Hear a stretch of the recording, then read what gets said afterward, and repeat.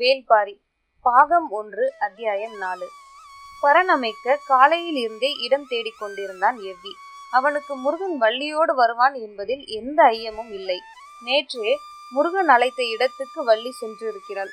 ஒரு முறை முருகனின் பின்னால் சென்றால் பிறகு காலம் முழுவதும் சென்று கொண்டே இருக்க வேண்டியதுதான். அதற்கு சிறந்த உதாரணமே நான் தான் என்று நினைத்து கொண்டான். இன்று வள்ளியுடன் தான் முருகன் வருவான். ஆனால் மீண்டும் அதே மரத்தை பார்க்க ஏன் அழைத்து போனான் என்பது தான் விளங்கவில்லை என சிந்தித்தபடியே பரணமைக்க ஏதுவான இடம் தேடிக் கொண்டிருந்தான். பச்சை மலையில் யானை பள்ளத்தின் தென் திசையில் இருந்த முகட்டில் ஒரு வேங்கை மரம் தனித்து நின்றிருந்தது. இப்படி ஒரு இடத்தில் தனித்த வேங்கை மரத்தை யாரும் பார்த்திருக்க மாட்டார்கள். எவ்வி அதன் மீது ஏறி அதன் உச்சியை அடைந்தான். மேற்கொப்பில் நின்று 4 புறமும் பார்த்தான். காற்று எல்லா திசைகளில் இருந்தும் சுழன்று வந்தது.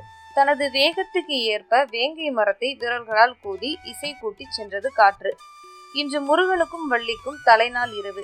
குறிஞ்சி நிலத்தின் பேரழகே இந்த நாளுக்காக வடிவமைக்கப்பட்டதுதான். கைக்கு எட்டும் தூரத்தில் வெள்ளிகள் பூத்து கிடக்க, கால்களுக்கு அடியில் காடு மிதக்க, காமம் பெருத்து காதல் தலைக்க இதுவே ஏற்ற இடம் என எண்ணியபடி கீழே இறங்கினான். அன்று பகல் முழுவதும் காட்டின் ஒவ்வொரு திசைக்கும் ஓடினான். செவ்வருவிக்கு பக்கத்தில் விளைந்த சந்தன மரம் ஒன்று இருப்பது அவனுக்கு தெரியும். நண்பகல் கடந்த போது சந்தன மர கிளைகளோடு வேங்கை மர அடிவாரம் வந்தடைந்தான். வரும்போதே சிலா கொடியை அறுத்து வந்திருந்தான். வேங்கை மரத்தின் உச்சியில் 4 கிளைகளுக்கு நடுவில் சந்தன மரக்கட்டைகளை குறுக்கிட்டு அடுக்கி சிலா கொடியால் இறுக கட்டினான். கொடிகளிலே மிக உறுதியானது சிலா கொடி. இவ்வளவு உயரத்தில் பரனை உலைய விடாமல் இறுக பிடித்திருக்கும் ஆற்றல் அதற்குத்தான் உண்டு. அதன் இன்னொரு சிறந்த குணம், கொடியை அறுத்த 3 நாட்கள் வரை அதன் சாறு கசிந்து வெளிவந்தபடியே இருக்கும். அதில் இருந்து வரும் நறுமணத்துக்கு ஈடே கிடையாது. சந்தன மர வாசத்தில் சிலா கொடியின் நறுமணத்தோடு வேங்கை மர உச்சியில் திரும்பும் திசையெல்லாம் பச்சை மலை காற்றை அள்ளி அணைத்து எம் குறிஞ்சி தலைவனும் தலைவியும் நடத்தும் ஆதிக்கூத்து எம் குலத்தை பெருக்கி காதலை தலைக்கச் செய்யும். பெருமிதத்தோடு வேலையை முடித்த எவ்வி திணைப்புணம் காக்கும் இடத்துக்கு வந்த போது மாலை மயங்கி கற்க தொடங்கியது. அவன் எதிர்பார்த்தது போலவே வள்ளியோடு வந்தான் முருகன். காதலிக்க தொடங்கியதும் கைகூடும் ஒரு அழகு இருக்கிறதே. மனிதரை கண்டு மலர்களும் மயங்கும் காலம் அதுதான். முருகன் கேட்கும் முன்னரே மேல் திசையை நோக்கி கையை உயர்த்தி காட்டினான் எவ்வி. தலையை உயர்த்தி மேலே பார்த்தான் முருகன். நிலாவிலே பரன் அமைத்து விட்டானா என்பது போல் இருந்தது அவன் பார்வை. நான் அதை நோக்கி படி அமைத்திருக்கிறேன், அங்கு போவது உன் வேலை என பதிலளிப்பது போல் இருந்தது எவ்வியின் பார்வை. முருகனும் வள்ளியும் பின்தொடர தீப்பந்தம் ஏந்தியபடி முன்னடந்தான் எவ்வி. தனக்கு பின்னால் இருளுக்குள் தான் எவ்வளவு விளையாட்டு! சின்ன சின்ன சிரிப்புகளுக்கு என்ன பொருள்? இது பதிலா கேள்வியா? இவ்வளவு மெதுவாக பேச முடியுமா? பின்தொடரும் ஓசையே கேட்காமல் இருக்கிறது. அவன் வள்ளியை அழைத்து வருகிறானா, சுமந்து வருகிறானா? திரும்பி பார்த்தால் அவர்களின் நெருக்கம் குலைந்துவிடும். வேண்டாம் என சிந்தித்தபடியே வேங்கை மர அடிவாரத்திற்கு வந்து சேர்ந்தான் எவ்வி. பந்தத்தின் ஒளி அந்த இடத்தில் படர்ந்திருந்த போதுதான் தெரிந்தது முருகனும் வள்ளியும் ஏற்கனவே அங்கு வந்து அமர்ந்திருந்தது. அதிர்ந்து போனான் எவ்வி. என்னை பின்தொடர்ந்து வருகிறார்கள் என்றல்லவா நினைத்தேன். மனிதனால் காதலை அழைத்து வர முடியாது, காதல் தான் மனிதரை அழைத்து வரும். எவ்வியிடம் பேச வார்த்தைகள் இல்லை. வணங்கி விடை பெற்றான். அப்போது எவ்வியின் கையில் ஒரு பொருளை கொடுத்தான் முருகன். எம் காதலின் பரிசு என்றாள் வள்ளி. அவர்கள் மர ஏணியில் ஏறி சென்று பரனில் அமர்ந்தனர். எங்கும் சூழ்ந்திருந்த இருளுக்குள் இருந்து காற்று இசையை சுரந்தது. அசையும் இலைகளுக்கு இடையில் விண்மீன்கள் கண் சிமிட்டன. இத்தனை கண்களுக்கு இடையில் நாம் வெட்கம் களைவது எப்படி என்று கேட்டபடி வள்ளி நாணினாள். முருகன் சொன்னான், வெட்கம் களைகையில் இவற்றை பார்க்க கண்கள் ஏது நமக்கு? சுடர் அணைவது போல பேச்சு குரல் மெல்ல அணைந்தது. வேங்கை மரம் தனது சின்ன கிளைகளை அசைக்க தொடங்கியது. சந்தன வாசத்துக்குள் சிலா கொடியின் நறுமணம் இறங்கிய போது காற்றெங்கும் சுகந்தம் பரவி மேலெழுந்தது. மரத்தின் கொப்பொன்றில் இருந்த ஆண் பள்ளியொன்று குரல் எழுப்பி தனது துணையை அழைத்தது. ஓசை கேட்ட திசையை நோக்கி முருகன் திரும்பிய போது அவன் கண்ணும் தடுத்து வள்ளி சொன்னாள், அடுத்தவர் காதல் காண்பது பிழை, இதை அதனிடமும் சொல்லலாமே என்றான் முருகன். சிதறி தெரிந்த வள்ளியின் சிரிப்பொலியை காடெங்கும் அள்ளி கொண்டு போனது காற்று. எவ்வி காரமலையின் அடிவாரத்தில் இருக்கும் தனது ஊருக்கு வந்து சேர்ந்தான். முருகன் எங்கே என்று கேட்ட ஒவ்வொருவருக்கும் ஒவ்வொரு பதிலை சொன்னான். இதுவரை அடையாத ஒரு மகிழ்வை இப்போது அடைந்திருப்பதாக அவனது மனம் துள்ளி குதித்தது. முருகன் தந்த காதல் பரிசை பார்த்தான். அது ஒரு பூண்டு போல இருந்தது. இதை என்ன செய்வது என யோசித்தபடி பூண்டை தட்டி பக்கத்தில் நீர் நிறைந்த ஒரு பைங்குடத்தில் போட்டான். நீருக்குள் இருந்து குமிழ்கள் இடைவிடாது வந்தன. அந்த நீர் பழச்சாறு போல மாறிக்கொண்டிருந்தது. இதை மூங்கில் குடுவையில் ஊற்றி ஒரு மிடரு குடித்தான். அதன் சுவைக்கு ஈடு சொல்ல வார்த்தைகளே இல்லை. யாரும் இதுவரை இப்படி ஒரு சுவையை அனுபவித்திருக்க மாட்டார்கள். குடத்தில் இருந்த மொத்தத்தையும் குடித்து முடித்தான். குடத்தின் கீழ் பூண்டு அப்படியே இருந்தது. மீண்டும் குடம் நிறைய தண்ணீரை ஊற்றினார். நீர் பழச்சாறாக உருமாறியது. மீண்டும் அதை குடிக்க துணிந்த போது காட்டின் கீழ்ப்புறம் இருந்து பெரும் ஓசை கேட்டது.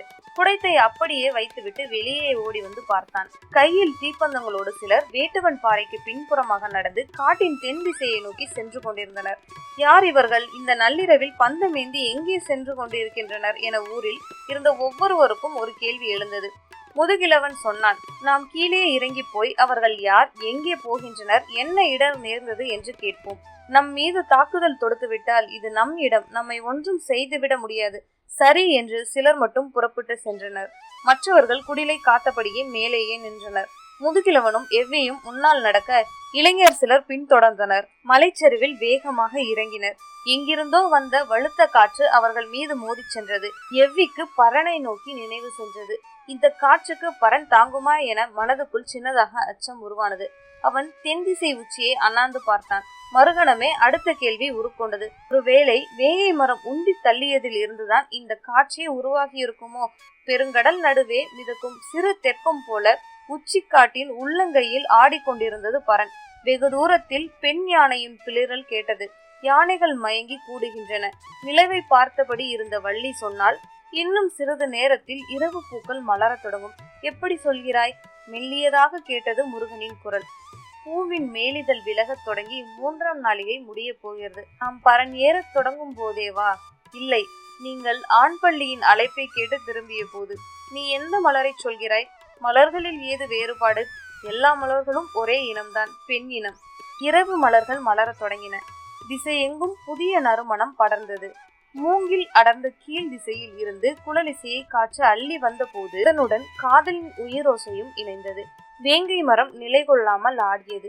தீப்பந்தம் ஏந்தி கடுக்குரலோடு சென்று கொண்டிருந்தவர்களை வேடர்குல முதுகிழவன் மறித்து கேட்டான். எங்கே போகிறீர்கள்? முதுகிழவனின் கேள்விக்கு பெருங்குரலில் பதில் சொன்னான் ஒருவன். நாங்கள் கொடிகுலத்தைச் சேர்ந்தவர்கள். பச்சை மலையின் ஈரடுக்கின் கீழ் இருக்கிறோம். எங்களின் குலமகள் வள்ளியை காணவில்லை.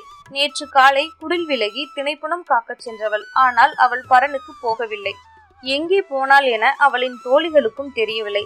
அவர்களாக தேடி பார்த்துவிட்டு மாலையில்தான் எங்களிடம் வந்து சொன்னார்கள்.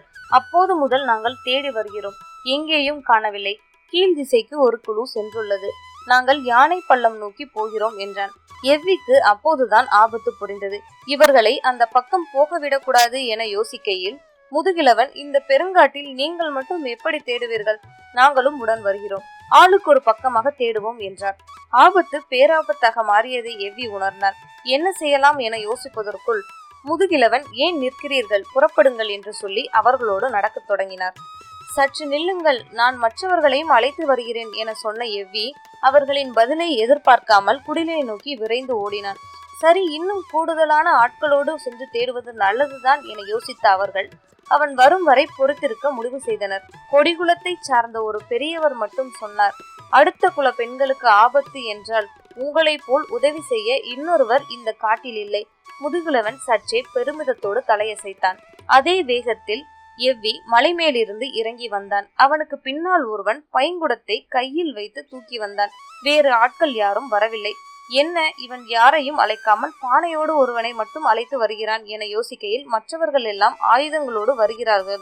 அவர்கள் வருவதற்குள் நீங்கள் இந்த பழச்சாறை அருந்தி இளைப்பாருங்கள் என்று சொல்லி மூங்கில் குவளையில் ஆளுக்கு ஒரு குவளையாக அந்த பூண்டு சாற்றை கொடுத்தான். பழச்சாற்றின் சுவையாலும் அது தந்த எல்லையற்ற மயக்கத்தாலும் இதற்கு நிகர் இந்த உலகில் எதுவும் இல்லை என ஆளாளுக்கு அதை புகழத் தொடங்கினர். பானை முழுவதும் தீர்ந்தது. அதற்குள் இன்னொருவன் தலையில் பானையோடு வந்து சேர்ந்தான். பூண்டையை எடுத்து அந்த பானையில் போட்டான் எவ்வி. அடுத்த சுற்று எல்லோரும் குடித்தனர். முதுகிழவன் மட்டும் புலம்பினான். நிலமகள் குலமகள் என என்னென்னமோ சொன்னார்கள். இப்போது பழச்சாற்றை குடிக்க முந்திக் கொண்டிருக்கிறார்கள் என்று சொல்லிக்கொண்டே 3ஆம் குவளையும் அருந்தியவன் மயங்கி சாய்ந்தான். எல்லோரும் விடாமல் குடித்து அதிமதுர சுவையில் மூழ்கினர்.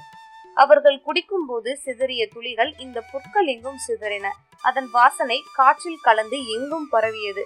நுகர்வு சக்தியை அதிகம் கொண்டிருந்த பாம்புகள் காடு முழுவதும் இருந்து பெரும் வேகம் கொண்டு இங்கு வந்தன. பாம்புகளின் எண்ணிக்கை கணக்கில் அடங்காமல் இருந்தது. ஒவ்வொரு புல்லுக்கும் ஒரு பாம்பு வந்து சேர்ந்தது. புற்களில் இருந்த பழச்சாற்று துளியை தம் நாவால் நக்கின. புல்லின் ஓரம் இருந்த சுனை ஈக்கிகள் அவற்றின் நாவுகளை இரு கூறுகளாக அறுத்தன.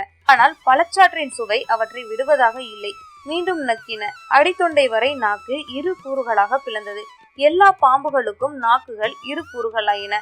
அன்றிலிருந்து இந்த புற்கள் நாக்கறுத்தான் புற்கள் ஆயின. கதையை சொல்லியபடி நீலன் முன்னோக்கி நடந்து கொண்டிருந்தான். பின்தொடர்ந்து வந்து கொண்டிருந்த கபிலருக்கு கண் கட்டுவது போல் இருந்தது. எங்கும் இருள் அடர்ந்தது.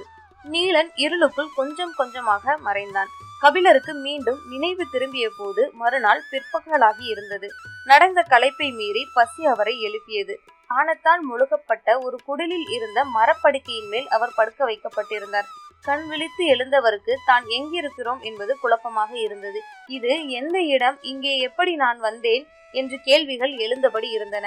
அவரது வலது காலில் பச்சிலை கொண்டு கட்டு போடப்பட்டிருந்தது. வீட்டு திண்ணையின் ஓரம் சிறுவர்கள் விளையாடி கொண்டிருந்தனர். சிறு பறையொன்றை கோலால் அடித்து ஒலி எழுப்பியபடி குறுக்கும் நெடுக்குமாக ஓடிக்கொண்டிருந்தனர். நேற்று தள்ளாடி தடுமாறி வந்தது இவர்தானா என்று ஒரு சிறுவன் கபிலரை பார்த்து கேட்டுவிட்டு ஓடினான்.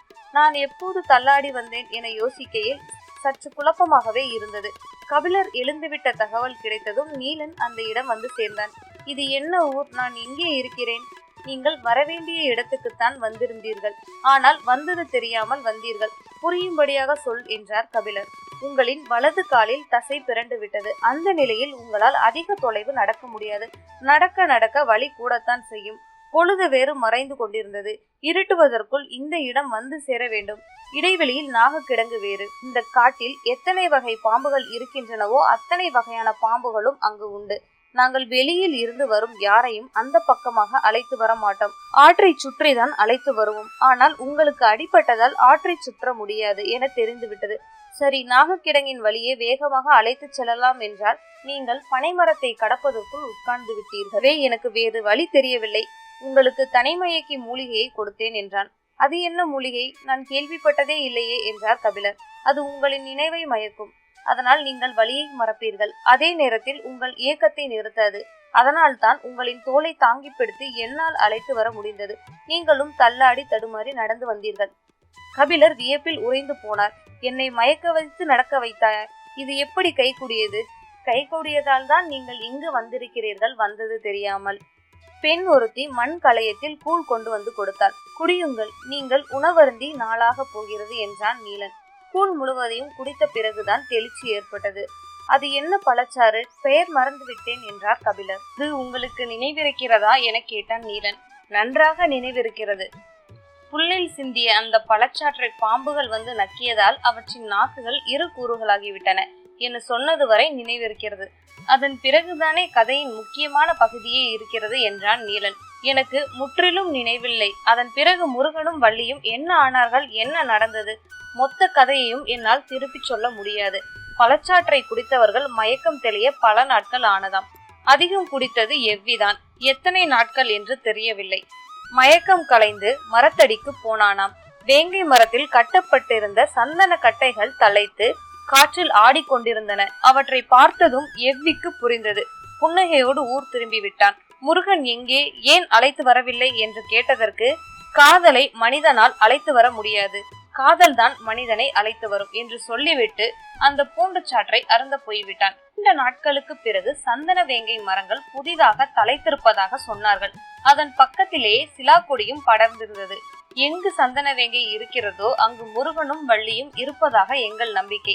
அதன் பிறகு இந்த பெருங்காட்டில் காதலின் அடையாளமாக சந்தன வேங்கை மாறியது. முருகனுக்கு பிறகு குலத்தலைவனானான் எவ்வி. கொடிகுளமும் வேடர் குலமும் இணைந்தன. இருவரும் தங்களது இடங்களை விட்டு அகன்று 3ஆம் மலையான ஆதிமலையை அடைந்தனர். அங்கு புதுநகர் ஒன்றை அமைத்தான் எவ்வி. அதன் பிறகு அவனது வழித்தோன்றர்கள் அங்கே உருவாயின. வேளிர் குலம் தலைத்தது. அந்த வழித்தோன்றலின் 42வது தலைவன் தான் வேல்பாரி. இதுதான் வேல்முருகனில் தொடங்கி வேல்பாரி வரையிலான கதை. கதையை கேட்ட கபிலர் கூழ் குடித்த களையத்தை நீண்ட நேரம் கையில் வைத்தபடியே அமர்ந்து இருந்தார். நான் இப்போது தனைமயக்கி மூலிகை எதுவும் தரவில்லையே என்ற நீலன் சொன்ன போதுதான் வியப்பிலிருந்து மீண்டார். களையத்தை அந்த பெண்ணிடம் திருப்பி தரும்போது கபிலரின் வாய் முணுமுணுத்தது. தனைமயக்கி மூலிகை இலைகளில் மட்டுமல்ல, கதைகளிலும் இருக்கிறது. இதோட அத்தியாயம் 4 முடியுது ஃப்ரெண்ட்ஸ். அடுத்த வீடியோல அத்தியாயம் 5 பார்க்கலாம். இந்த வீடியோ உங்களுக்கு பிடிச்சிருந்ததுன்னா லைக் பண்ணுங்க, ஷேர் பண்ணுங்க, மறக்காம உங்க ஃப்ரெண்ட்ஸுங்களுக்கு இதை ஷேர் பண்ணி விடுங்க. மறக்காம நம்ம சேனலை சப்ஸ்கிரைப் பண்ணுங்க. நன்றி.